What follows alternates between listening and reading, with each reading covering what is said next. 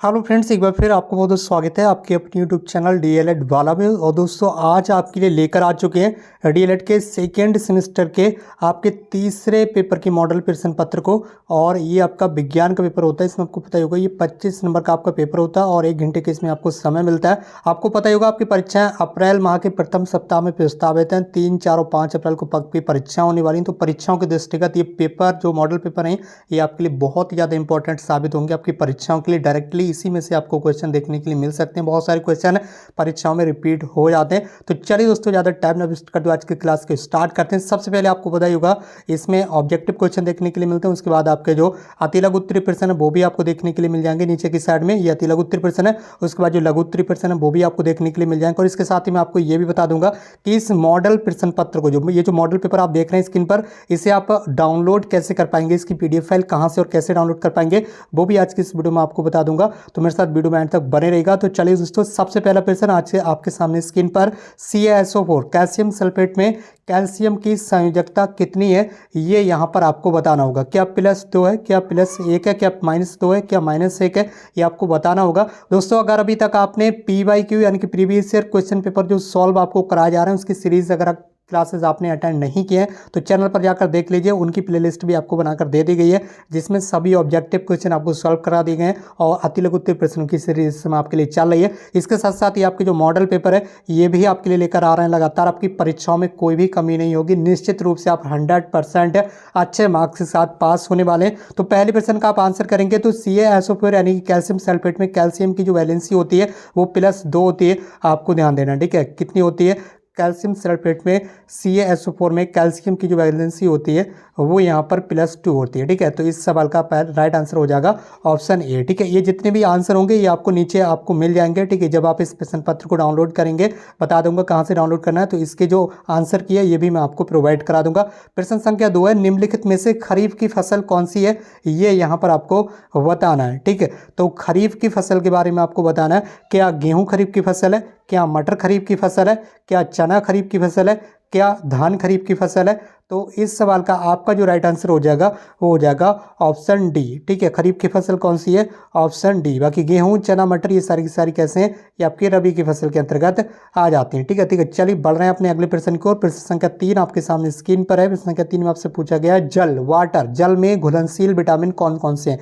तो आपको पता ही होगा विटामिन कौन कौन से होते हैं। विटामिन होता है आपका A, B, C, इसके अलावा होता है आपका D और E और K, ठीक है। इसमें से आपके जो 2 विटामिन होते हैं, ठीक है, विटामिन B और विटामिन C, ये कैसे घुलनशील होते हैं? ये जल में घुलनशील होते हैं। कैसे? ये वाटर सॉल्युबल होते हैं यानी कि जल में घुलनशील होते हैं। बाकी हो गया आपका विटामिन A, ठीक है, विटामिन D, विटामिन E और विटामिन K, ये कैसे होते हैं? ये वसा में घुलनशील होते हैं। तो यहाँ पर आपसे जल वाला पूछा गया तो जल में कौन कौन से विटामिन घुलनशील होते हैं? विटामिन B और विटामिन C, ठीक है। तो विटामिन B यहाँ पर दिया हुआ है, विटामिन C कहीं पर है नहीं। तो राइट आंसर आपका हो जाएगा ऑप्शन बी। ये मॉडल पेपर आपकी परीक्षाओं के लिए रामबाण साबित होंगे। आप लिख कर रख लीजिए। अगर आप इस मॉडल पेपर को पूरा देखेंगे तो निश्चित रूप से इस मॉडल पेपर से कहीं ना कहीं आपको जो प्रश्न है वो परीक्षा में देखने के लिए मिल जाएंगे। तो मॉडल पेपर आप एंड तक कंप्लीट देख लीजिए और इससे आपको अंदाजा भी हो जाएगा कि किस तरह से जो क्वेश्चन है वो परीक्षा में आपसे पूछे जाएंगे, ठीक है।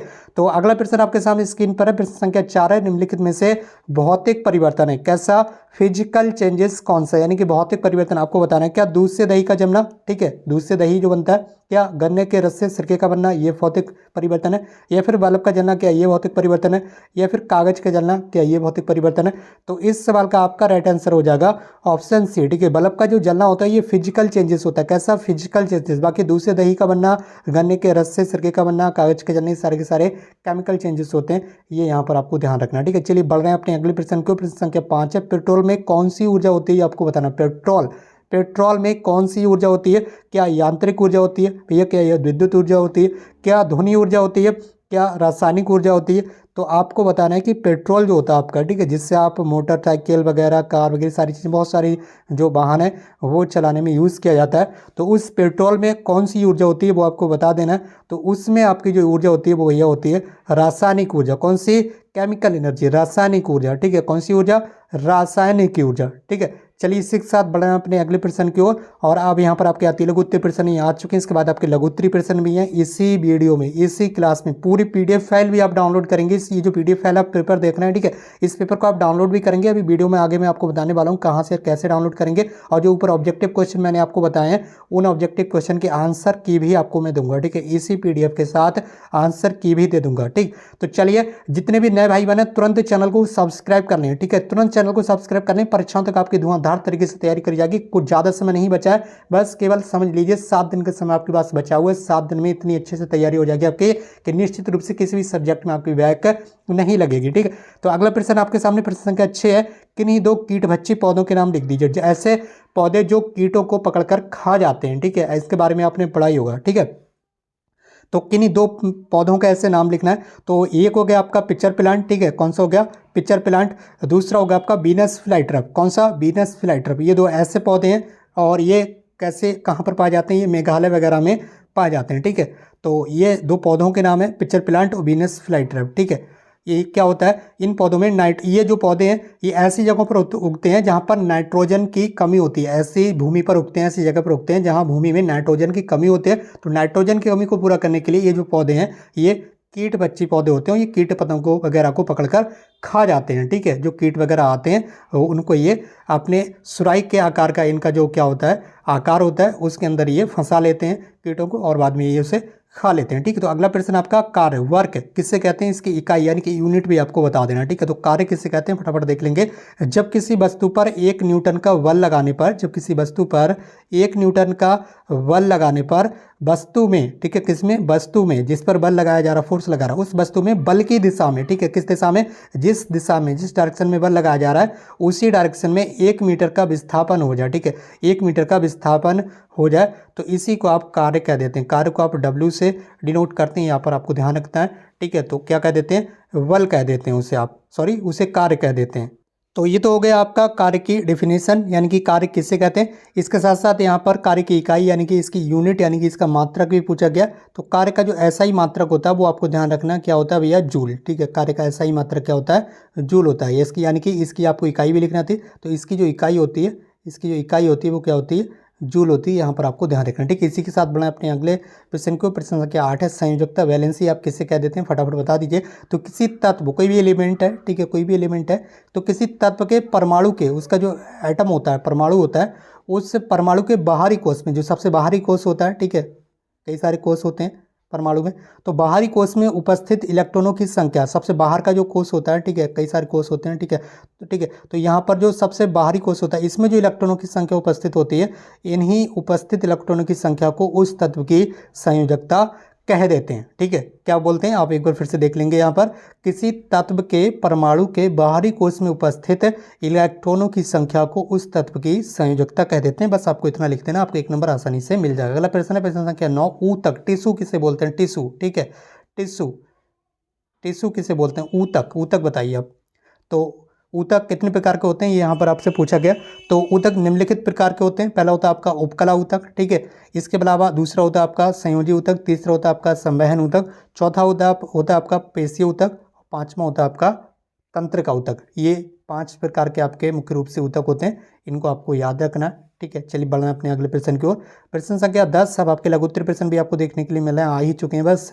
तो अगला प्रश्न आपका प्रश्न संख्या 10, ऊर्जा संरक्षण का जो नियम है वो क्या है, यानी कि ऊर्जा संरक्षण के नियम से आप क्या समझते हैं, ठीक है, समझते क्या आप ऊर्जा संरक्षण के नियम से। तो ऊर्जा संरक्षण के नियम के अनुसार क्या होता है, ऊर्जा का विनाश नहीं होता, जो भी ऊर्जा, ठीक है, विद्यमान है उसका कभी भी विनाश नहीं होता है। केवल एक प्रकार की ऊर्जा का दूसरे प्रकार की ऊर्जा में परिवर्तन होता है। ऊर्जा क्या होती है, नष्ट नहीं होती। हम कह सकते हैं ऊर्जा क्या है, नष्ट नहीं होती, बल्कि क्या होता है, ऊर्जा एक प्रकार की ऊर्जा से दूसरे प्रकार की ऊर्जा में चेंज हो जाती है, ठीक है। तो वही चीज़ यहाँ पर बताई गई है। ऊर्जा संरक्षण का नियम क्या है, यानी कि किसी भी वस्तु की संपूर्ण ऊर्जा जो है वो नियत रहती है प्रत्येक कंडीशन में। तो केवल एक प्रकार की ऊर्जा का दूसरे प्रकार की ऊर्जा में क्या होता है, परिवर्तन हो सकता है। इसके साथ ही ऊर्जा को ना तो उत्पन्न किया जा सकता है और ना ही इसे नष्ट किया जा सकता है। अतः संपूर्ण ब्रह्मांड की संपूर्ण ऊर्जा जो है वो सदैव नियत रहती है, यानी कि बराबर रहती है। तो ऊर्जा को ना ही कभी नष्ट किया जा सकता है, ना ही इसे उत्पन्न किया जा सकता है। और ऊर्जा क्या है, ऊर्जा को केवल एक प्रकार की ऊर्जा से दूसरे प्रकार की ऊर्जा में बदला जा सकता है, ठीक है, इसका विनाश नहीं होता है। बस आपको ये सारी चीज़ें याद रखना। इसी के साथ आपका अगला प्रश्न है, तेलुगु प्रश्न का ये अंतिम प्रश्न होगा, विद्युत ऊर्जा, ठीक है,